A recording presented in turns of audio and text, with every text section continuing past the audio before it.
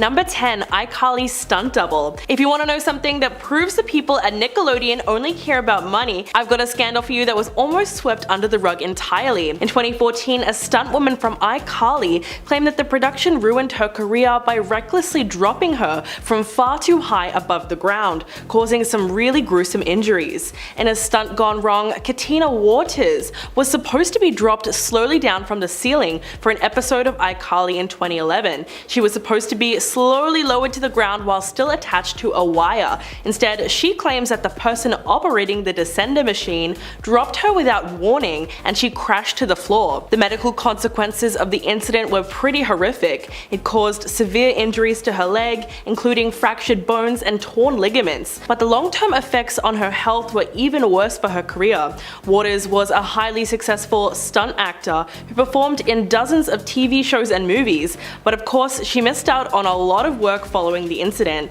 Subsequently, she decided to sue the producer, Schneider's Bakery, plus Nickelodeon and MTV networks for pain, suffering, and loss of earnings. And she made the right decision, as it later emerged that it wasn't the first time something like that had happened on the show. Number 9. The Gak. After seeing countless celebrities being slimed on TV for years, there was an extremely high demand for Nickelodeon to release their iconic gooey green sludge to the public. This led the network to release what they called Gak into toy stores across the country in 1992, much to the delight of 90s kids everywhere. The product wasn't exactly slime that they had on the Nick shows, it was more like a squishy putty that made funny noises when you pressed it between your hands. Kids also loved the name Gak because not only was it onomatopoeia, but it also just sounded like how the product felt. However, the branding turned out to be a highly controversial decision, as the name itself was common street lingo for illicit street substances. In fact, it was literally a term for the substance that goes onto a spoon. The story goes that while someone on the Nick crew was working with the then nameless slime one day, they nicknamed it Gak,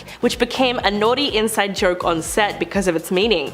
Game show host Mark Summers was in on the joke too and eventually started saying it live on air, but Nickelodeon's marketing department allegedly had no idea and just cluelessly went along with it. Number 8. The Voice of Dora. The network had a really big mess on their hands when Caitlin Sanchez, the teenager who starred on Dora the Explorer until she reached puberty, alleged that when she made the deal with Nickelodeon to voice the iconic character, she was given just 22 minutes to sign the contract without an experienced lawyer.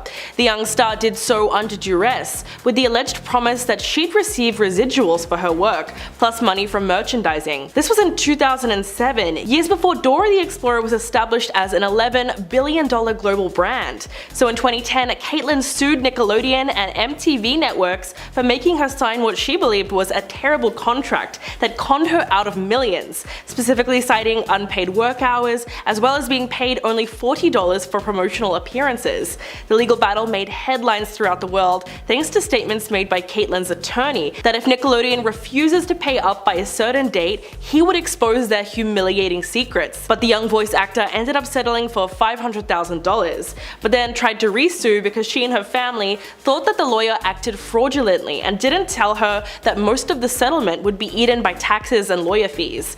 But to fans, the whole settlement just proved that the network certainly had something to hide. Number 7. Chris Savino. Once it was exposed, the massive scandal that was a PR nightmare for Nickelodeon was akin to the network's own version of Harvey Weinstein. In 2017, Nick was forced to fire one of its most prominent showrunners, Chris Savino, over allegations made by at least a dozen women.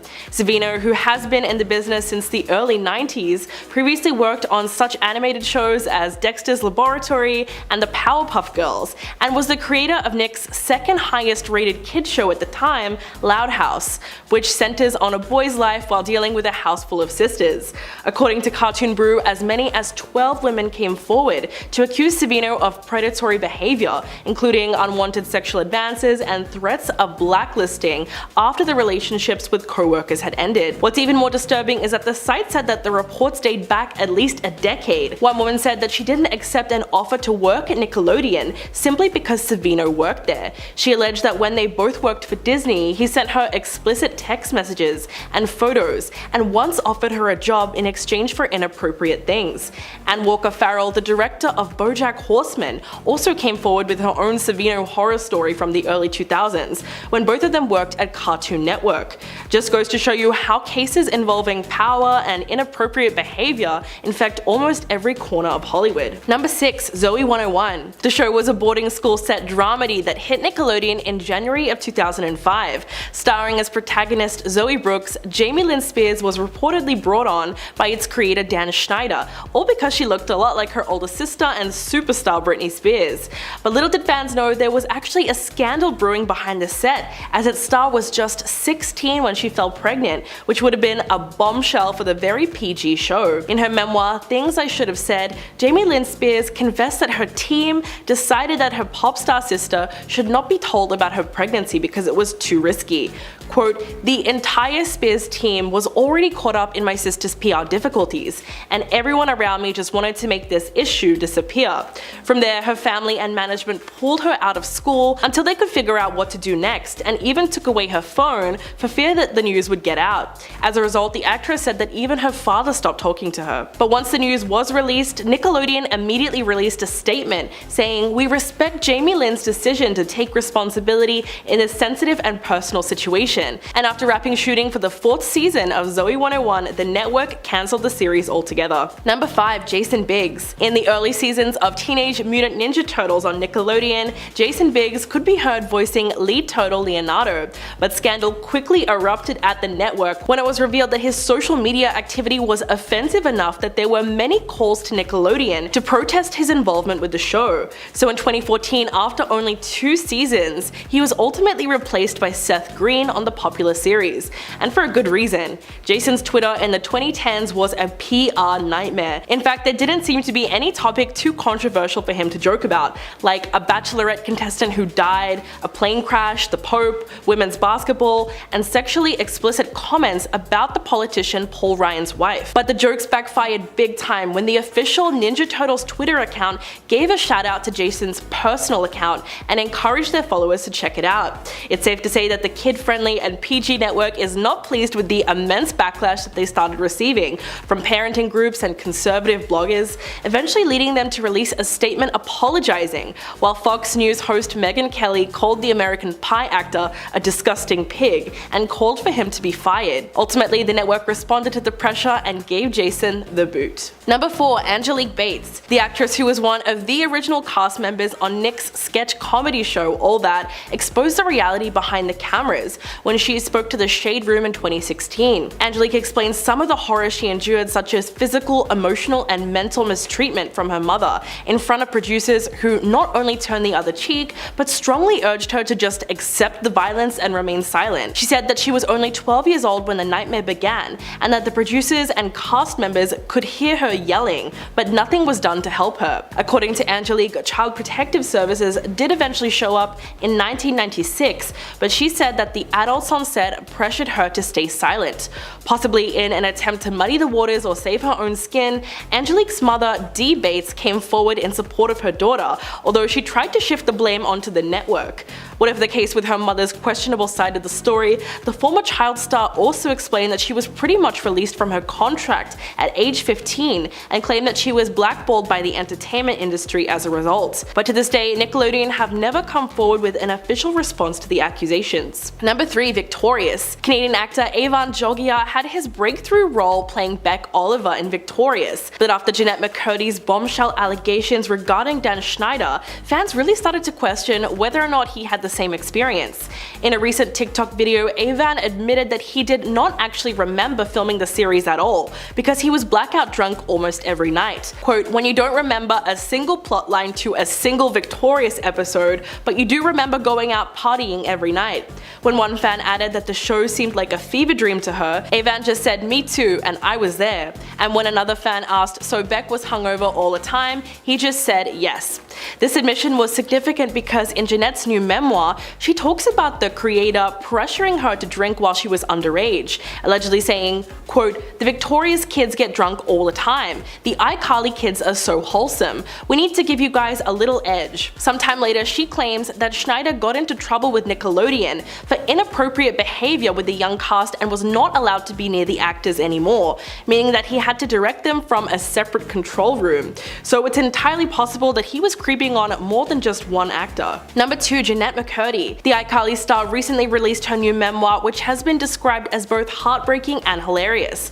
The blunt title, "I'm Glad My Mom mom died shocked fans upon its release, because it reveals what really went on behind the cameras, something that up until now fans have only been able to really speculate about. Jeanette exposed her traumatic experiences on Nick, and the disturbing truth about how she was mistreated by her mother, who pushed her to be a child star, noting that her own persona that she was known for throughout her youth and her young adult life was all a front forced upon her by her mom, who in addition to everything else was extremely physically inappropriate with her. Jeanette also discusses the perils of young fame and reveals that she developed an eating disorder as a child, and talks about why she ultimately quit acting altogether. She also goes into great detail of numerous instances where she felt exploited as an actor, both on and off set. Describing the creator as mean-spirited, controlling, and terrifying, the former Nick star recalled a time when she was filming an episode of iCarly that he insisted that she wear a bikini instead of a one-piece swimsuit, which she was much more comfortable with. Number 1. Drake and Josh. This show was one of the most popular shows on Nickelodeon in the early 2000s. Starring Drake Bell and Josh Peck, the sitcom was one of the network's most successful projects from that time.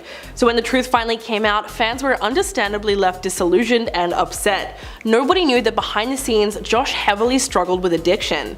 Looking to feel better about himself, the actor explained in an interview that he lost 127 pounds in an 18-month time span while filming the show. But when that didn't bring him happiness, he admitted that he turned to alcohol and illicit substances for help. But that was nothing compared to the revelation that his co-star was caught grooming young fans. In July of 2021, Drake Bell pled guilty to attempted endangering of children and disseminating harmful materials to juveniles after a young woman came forward and accused him of predatory behavior.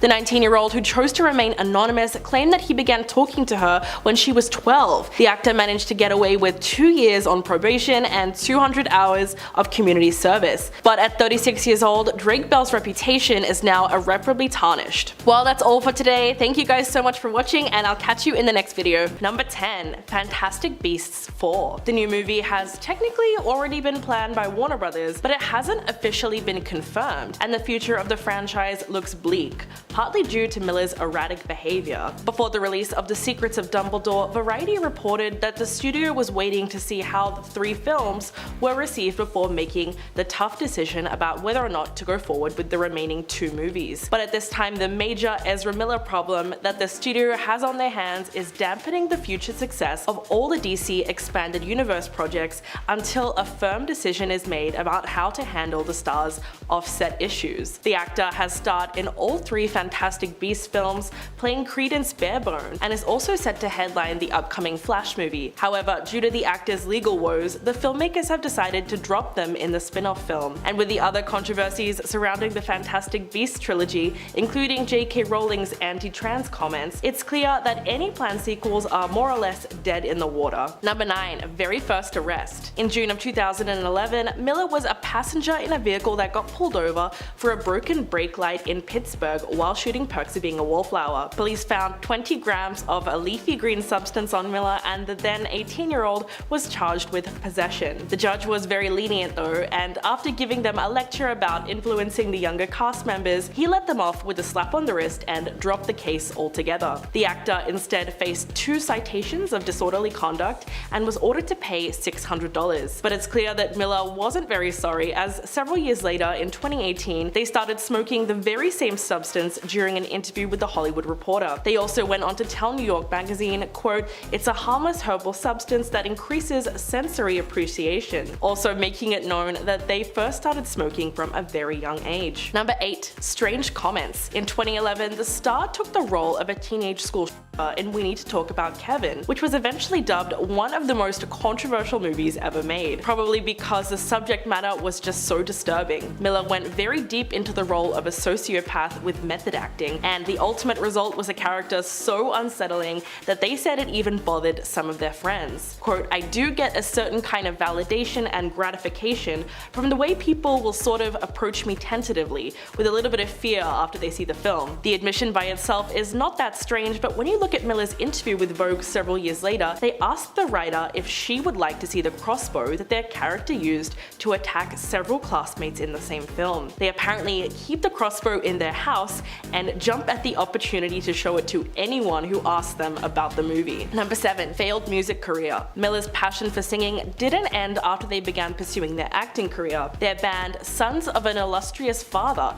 has over 22,000 monthly listeners on Spotify, which means that despite Miller's fame and notoriety, the band hasn't really seen much success over a decade of making music. So things started to make sense when in May of this year, 2 musicians came forward accusing Miller of stealing music they worked on and releasing it without giving them credit. Music producer Oliver Ignatius and rapper Guy Scavera claimed that the actor stole the music they worked on together and posted it to social media without credits. Ignatius met up with Miller in both the Northeast and Hawaii to collaborate on new music, but soon realized that they, quote, seemed to be on a very dangerous spiral, and said that working with the actor actually felt like pulling teeth. In fact, they called their behavior atrocious, belligerent, threatening, and incredibly aggressive. But after Ignatius quit the project, Miller then posted the unfinished music online, including songs that they had not worked on together at all. Now Ignatius plans to file a court order for Miller to take the music down. Number 6. Altercations with fans. The Flash actor has had so many disturbing and at times violent altercations with fans that there's almost too many to mention. One was actually captured on video in 2017 at a San Diego Comic-Con event, when a fan jokingly asked Miller to smell their breath, and Miller responded by kissing the fan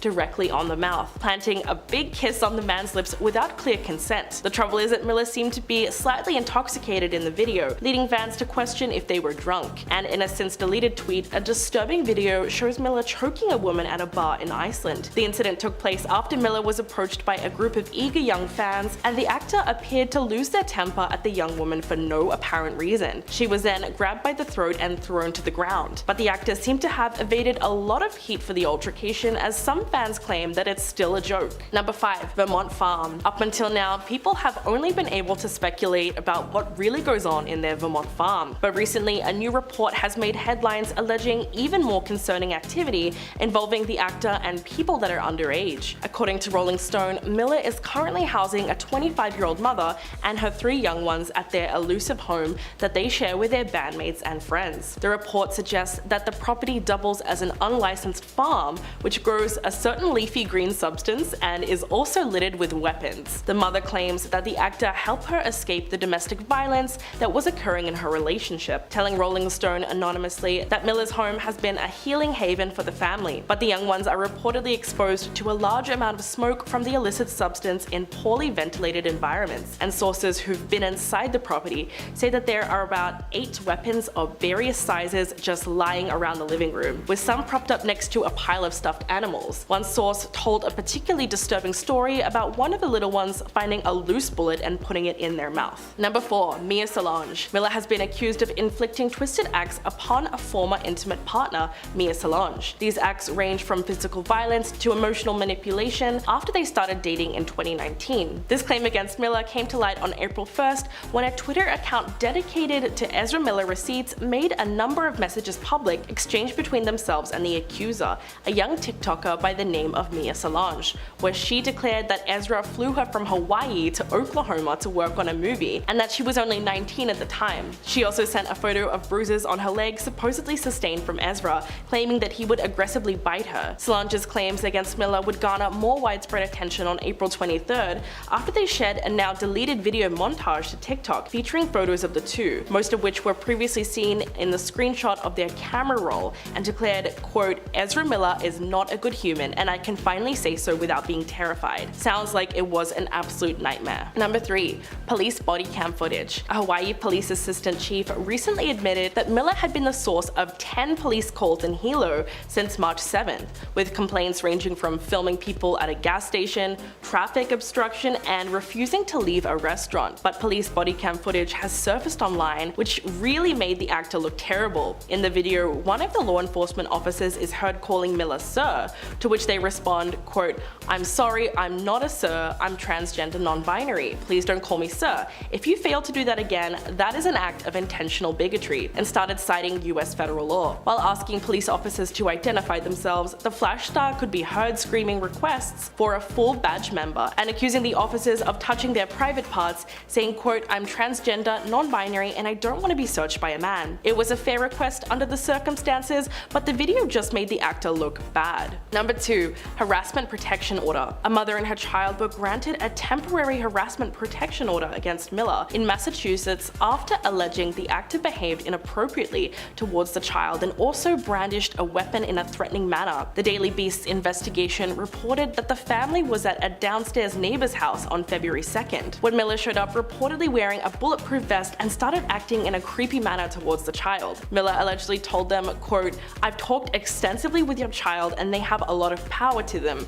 At one point you're going to realize that you don't have any control over them anymore. They're an elevated being and they would be lucky to have someone like me guide them." The visiting neighbor told the outlet that Miller was especially focused on the child, allegedly pestering them with compliments, uncomfortably hugging them, and even touching their hips. When they were questioned about this, Miller reportedly blew up, opened their jacket to reveal a weapon, and started threatening everyone with it. Number 1. Cult behavior. In January, Chase Ionize accompanied Ezra Miller and his daughter, the now missing 18-year-old Indigenous activist Gibson Ionize, to Oakland, California, and claimed that the actor had also brought along 2 other young women, one known as Stella Marbles and the other was Mia Solange. While at a state park, Miller repeatedly told Chase that they believed themselves to be the second coming of Jesus Christ before pulling out a firearm. This really lines up with all their other cult-like behavior, as Gibson is not the only young person who seems to be caught in their spell. Miller has just about kidnapped Gibson and has been creeping on them since they were 12 years old. The Standing Rock Sioux Tribal Court has issued a protective order against Miller, whom they have accused of using violence and brainwashing to hold sway over the child. That is textbook cult behavior. What do you think about all the allegations against the actor that are only coming to light now? Let us know your thoughts in the comments below, and thanks for watching. Number 10. Affair with August. So by now, we all know Jada's affair with August as Lena, but it was a secret that she never wanted exposed, and something that she tried to deny up until the very last minute. This is how it all went down. While promoting his 3rd album, August sat down with the Breakfast Club and claimed that the Smiths, whom he considers to be like his family, had an open marriage, and Will allegedly gave the singer permission to date Jada. Quote, "I actually sat down with Will and had a conversation. He gave me his blessing." He also admitted that they deeply love each other, but that he felt like not talking about their relationship was affecting him professionally and personally, because it was a secret that was weighing him down. This was explosive when it first came out, and it's clear that Jada would have prevented this if she could. Almost immediately, her publicist came out with statements denying any romantic involvement, stating that the claims were absolutely not true. But it was already too late to backtrack, and the couple finally decided to air out their dirty laundry and went on the Red Table Talk about a week later. Number 9. Feud with Gabrielle Union. Unbeknownst to the world, Jada Pinkett Smith and Gabrielle Union were secretly not speaking to each other for almost 2 decades. The actresses, who both gained prominence in the late 90s, had a long-standing tension between them that led to a 17-year-long feud. Although neither of them can pinpoint the exact moment that caused the rift, both admit to feeling awkward around each other during this period. The two finally put an end to the silence in an episode of the Red Table Talk, where they both talked about how they've grown in terms of female relationships. Jada said, quote, "She and I did not talk for 17 years and we could not remember why. There was just a tension between us every time we would see each other." She went on to say that there was some moment where they had left a bad taste in each other's mouths. Years later, when they finally got on the phone to figure out what exactly went wrong, they couldn't figure it out. Jada went on to suggest that it was probably just the two of them being young divas, but even they don't really know for sure. Number 8. Scientology school. This next one is super crazy. Leah Remini claimed that the Smiths founded a school based on Scientology. So to give some background, the couple opened the New Village Leadership Academy, a mysterious private school in Calabasas, California, that opened its doors in 2008 before quietly closing in 2013. While Jada furiously denied the allegations in a 2009 interview with Ebony magazine, quote, "All I can say is that it is not a Scientology school. Now, if you don't trust me and you are questioning my integrity, that's a whole different matter." But the Daily Beast actually spoke to 4 former teachers at the school who all admitted that Scientology is not only bled into the curriculum, but that it was essentially a Scientology school. Also, most of the teachers were followers of the controversial religion themselves, and there were pictures of L. Ron Hubbard hanging on the walls, who was a science fiction writer and founder of Scientology in the 70s. Not only that, but on the Academy's website, which has since been removed, it actually mentioned the study technology as, quote, "an educational model developed by L. Ron Hubbard." Number 7. Investigated by CPS. This incident was not widely known at all because it happened in 2015 when Willow was barely a teenager. Jada admitted on the Red Table Talk in 2019 that she was furious after Child Protective Services showed up to the family home to investigate whether or not her daughter Willow was being starved. It all started when a 14-year-old Willow was photographed while lying in bed next to her shirtless family friend, who was 20 at the time. While she insisted that the photo was innocent, it was definitely extremely controversial, and CPS also thought so too. So they decided to intervene after the agency received a complaint accusing the Smiths of starving their teenager. When recalling the incident, Jada admitted that it was the first time she got really furious. Quote, "I was looking at the lady and the whole time I was thinking, you could be helping so many kids right now, and you're wasting your time with a child who has everything they need." According to the actress,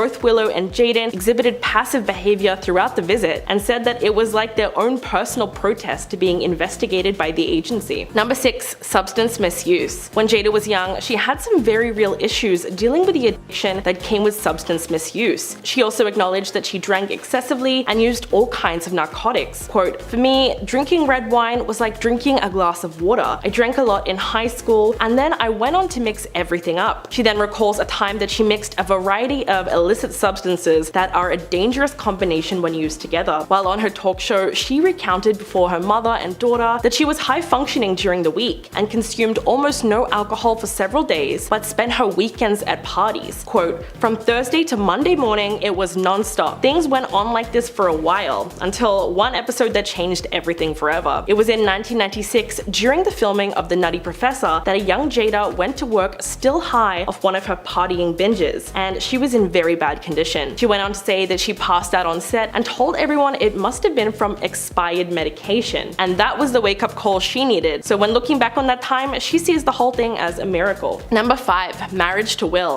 In December of 1997, the couple got married. A year later, Jaden, their first child, was born. In 2000, they became the parents of a girl they named Willow. Although her marriage had already surpassed 2 decades, which is a really long time when you look at other Hollywood couples, there were many secrets about their real feelings towards each other that were kept hidden from the public eye. Jada eventually confessed that at first she did not want to marry Will. She was 3 months pregnant at the time and felt that she was pressured to say "I do." Quote, "I was so angry because they forced me to get married. So angry that I walked all the damn aisle to the altar crying." So on their wedding day, Jada got cold feet and actually didn't want to go through with it. There was also a time when their marriage hit rock bottom, and it happened when Will realized that his wife had cried for 45 days straight over their troubled marriage. Quote, "She would wake up and start crying. She did it for 45 consecutive days. I know this because I wrote it down in a diary." He also said that it was a time he felt worst in their marriage. This was very difficult for the actor because he had been trying to paint the picture of a perfect family, but it was only putting stress on the couple. Number 4. Leah Remini's accusations. In her memoir, Troublemaker, Leah recalls a time that she and her husband, Angelo, spent time at Tom Cruise's Beverly Hills mansion when he invited a group of well-known Scientologists and other celebrities, including the Smiths. This is where the story gets a little crazy. He announced to all the guests that he wanted to play hide and seek. Leah somehow got out of it and claimed that her stilettos were too high to run. While it sounds a little weird, in her book, Leah called the Smiths as more famous friends of the church, and even told the Daily Beast in 2017, quote,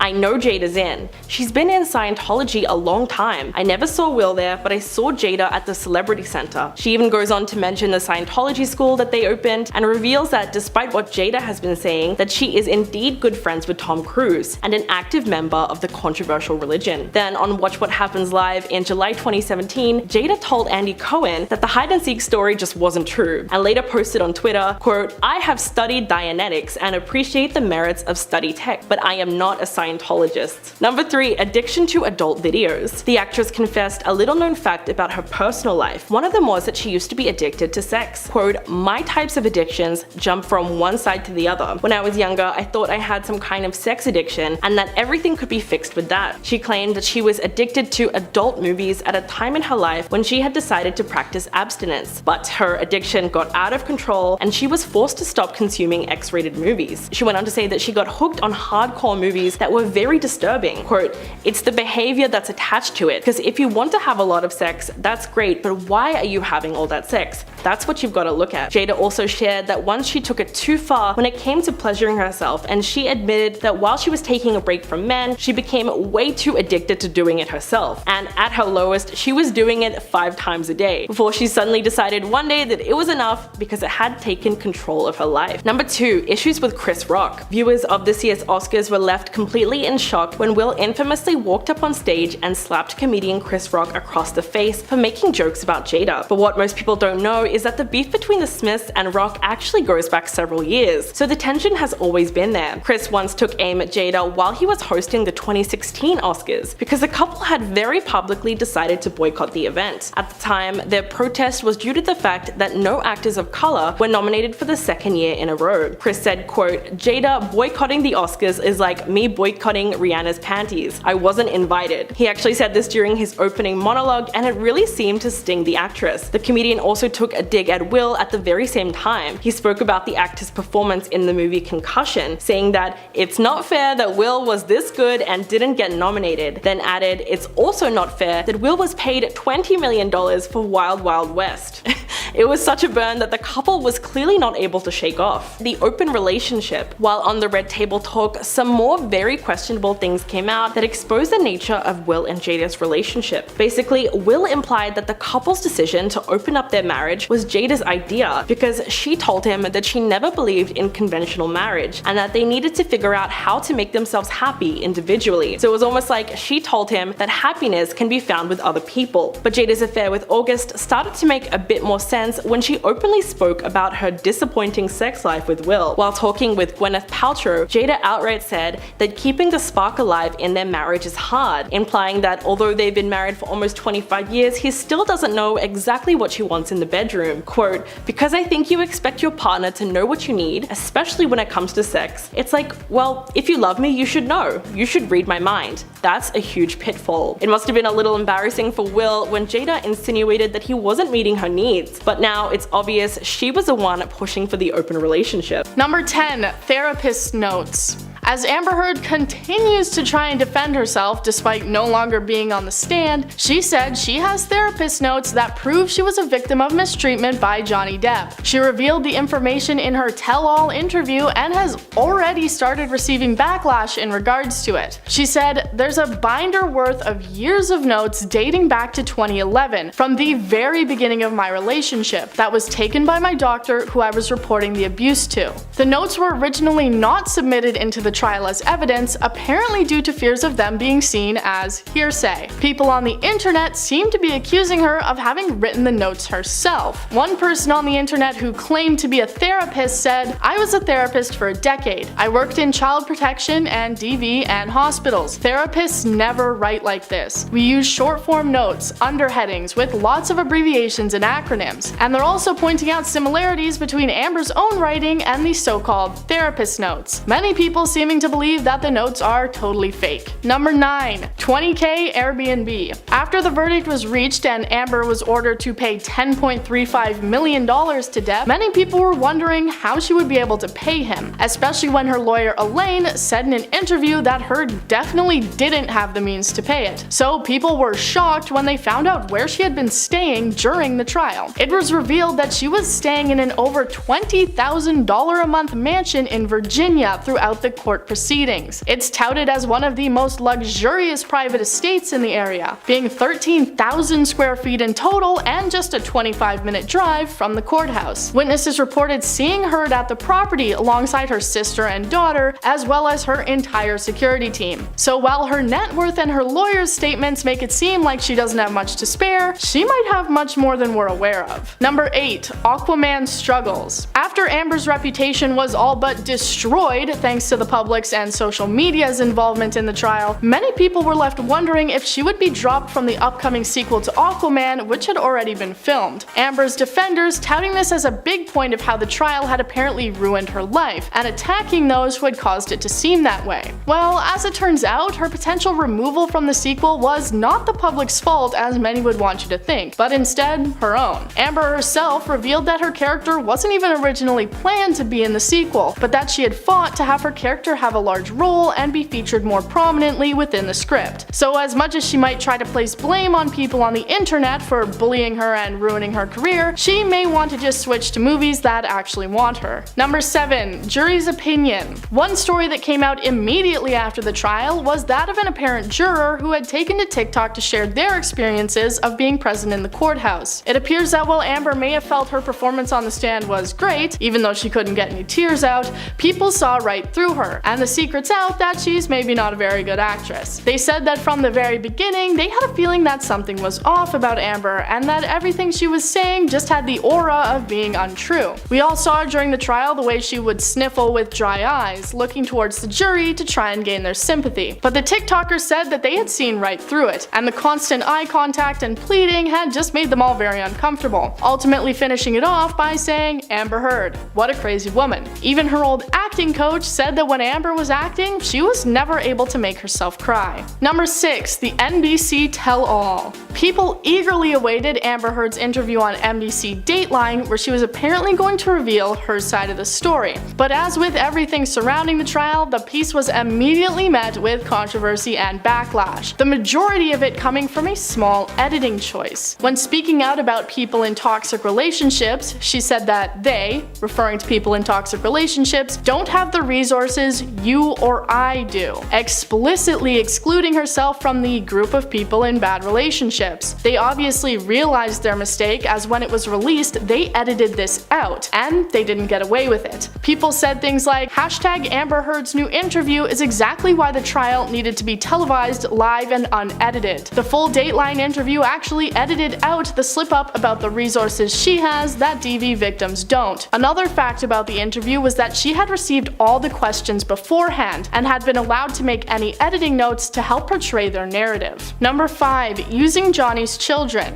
With the trial finished and no onslaught of new information coming out every day, people were finally able to look back over the previous days and really dissect what had been said in the trial, and even what happened in the years leading up to it. One thing that many people realized and chose to call Amber out for was her apparent manipulation of Johnny's children, and how it seemed that she had purposefully used them against him. She would often criticize Johnny's abilities as a father, saying that they needed to be raised by a real man, and as a result, the children should be raised by their stepfather instead of him. Johnny has constantly made statements about how he tries to do everything for his kids, and said that his main reason for pursuing the trial was for his children, so this had to have been a big emotional hit for him. She also used the children often in the trial against him, claiming that she had been standing up to Johnny in defense of the children, but a lot of people see this as just having been a planned move by Amber. Number 4. Moving on. During and since the trial, Amber stated many times that she always just wanted to move on from the situation and never wanted any of it to go public. Well, secret's out, Amber. It was revealed in one of her writings that she had often threatened Johnny with a large media fiasco and constantly held the chance of things going public over his head throughout their relationship. She also constantly mocked, teased, and called him out over the years after their divorce, people citing social media posts which they believe were clearly in reference to Johnny Depp. Well, it seems like she definitely got her karma, as her threats to go public came very true, and it all turned out very bad for her. The cyberbullying and hatred that she has received online seems to just come as an unfortunate result of her getting what she wanted, that being the world knowing the truth. Number 3. Secret notebook.